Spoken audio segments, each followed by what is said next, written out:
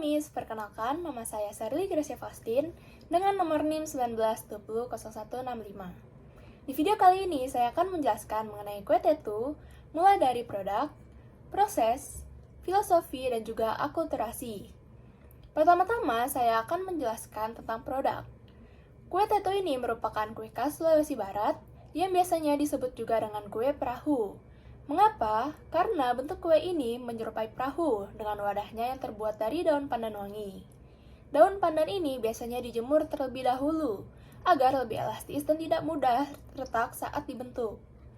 Selain daun pandan, kita juga dapat menggantinya dengan menggunakan daun pisang yang lebih mudah untuk ditemukan. Kue tetu ini memiliki rasa yang gurih, sedikit asin, manis, serta memiliki wangi yang enak, sehingga banyak digemari dan juga populer. Selanjutnya, saya akan membahas proses. Untuk membuat kue tetu, bahan-bahan yang dibutuhkan yaitu 1 sendok teh garam, 2 sendok makan gula pasir, 5 sendok makan gula merah, daun pandan atau daun pisang, 500 ml santan kental, 200 gram tepung terigu, dan yang terakhir 2 sendok tepung beras. Lalu, proses dalam pembuatan kue tetu yaitu pertama-tama, daun pandan atau daun pisang dibentuk persegi panjang seperti perahu dengan cara merobek ujung daun menjadi 3 bagian. Lalu, sambungkan kedua ujung robekan ke tengah. Setelah itu, di staples atau ditusuk dengan menggunakan lidi yang runcing. Selanjutnya, sisir atau parut gula merah. Campurkan dengan gula pasir dan masukkan ke dalam daun pandan yang tadi sudah dibentuk seperti perahu. Kemudian, panaskan kukusan. Jika sudah panas, masukkan daun pandan berisi gula tersebut ke dalam kukusan selama kurang lebih 5 menit. Selanjutnya, campurkan santan dengan garam, tepung terigu, dan tepung beras. Lalu aduk rata hingga teksturnya tidak terlalu cair ataupun kental.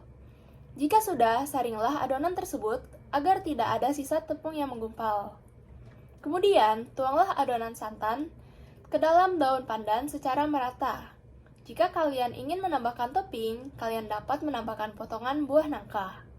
Setelah itu, kukus lagi selama kurang lebih 10 menit atau hingga adonan mengeras putih.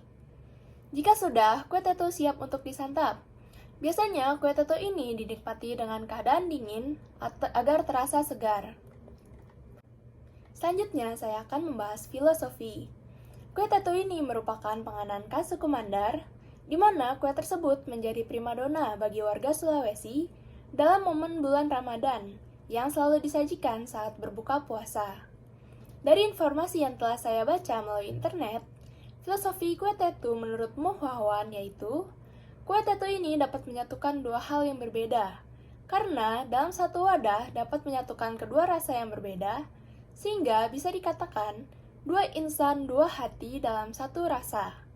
Sedangkan menurut Siti Rahma, jika hanya ada dua rasa dalam kue tetu, ketika sering dimakan akan terasa bosan, sehingga ada sedikit penyedap yang secara rahasia dimasukkan ke dalamnya, yaitu sedikit taburan garam. Dengan begitu, walaupun kue tetu disantap berkali-kali, akan terasa nikmat dan tidak bosan. Dan juga yang nampak hanya tepung dan gula merahnya saja. Jadi, dapat disimpulkan dari kedua filosofi tersebut, bahwa dua rasa, dua hati dalam satu wadah akan hilang jika tidak ada bumbu cinta yang ditambahkan di dalamnya. Dan yang terakhir, saya akan membahas mengenai akulturasi. Kue tetu ini terinspirasi dari kehebatan para nenek moyang yang menjadi pelaut, sehingga kue ini dibentuk dengan wadah yang menyerupai perahu. Pada zaman dahulu, zaman penjajahan Belanda, kue tetu ini merupakan makanan yang biasanya disajikan untuk acara atau ritual adat saja. Tetapi seiring berjalannya waktu, karena tercampur dengan budaya Indonesia yang semakin berkembang, kue ini dapat disajikan kapanpun dengan tambahan topping dan ditemukan dengan mudah. Sekian penjelasan dari saya mengenai kue tetu. Saya minta maaf jika ada kesalahan kata yang disengaja maupun tidak disengaja. Terima kasih, Miss.